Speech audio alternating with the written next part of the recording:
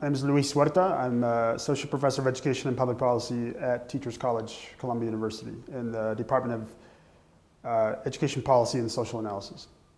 My primary area of research has focused on looking at decentralized and market models of schooling for the last 20 years, specifically looking at how school organizations that operate in decentralized contexts have evolved, and how these school organizations then affect teaching and learning, governance, resource distribution issues within schools, and ultimately how that affects student achievement. Well, I do this work mostly to inform the wider public discourse. As an academic, I feel it's important to be able to use the skills of research that I have to be able to disseminate this sort of information to both policymakers, parents, and the wider public, to inform them so that they can make their own decisions on the types of reforms that they will support. I think that the process of disseminating research findings is a very important and vital part of my own job, to make sure that the work that we do as academics can be understood by a wider public sector.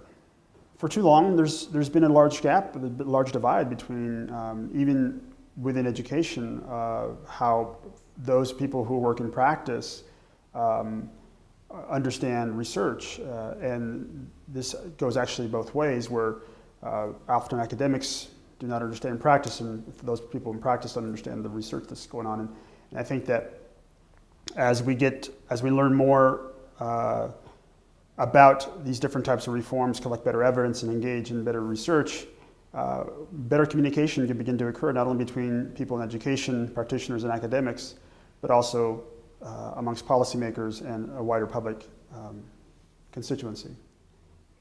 My work over the last couple of years has been focusing specifically on how charter schools been using resources, and how their resource use patterns may actually influence their organizational structures, including governance, administrative structures, even teaching and learning processes within schools. And more importantly, how state and local policies have a direct effect on how schools organize and how schools use their own resources. Well, I think in the choice research, the research community has focused significantly on student outcomes, and this is mostly because as a result of wider public discourse. And the hyper-focus on outcomes is ignored for too long the school and community differences among many choice schools, and how these affect school organizations and in the end affect student achievement.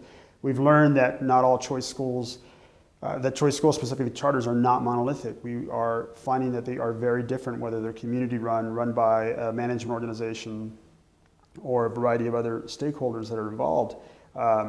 And as we begin to account for these differences, we start to see some stark differences, not only in outcomes, but also in the processes of how the organization is run, from governance structures to teaching and learning, and a variety of other things within schools.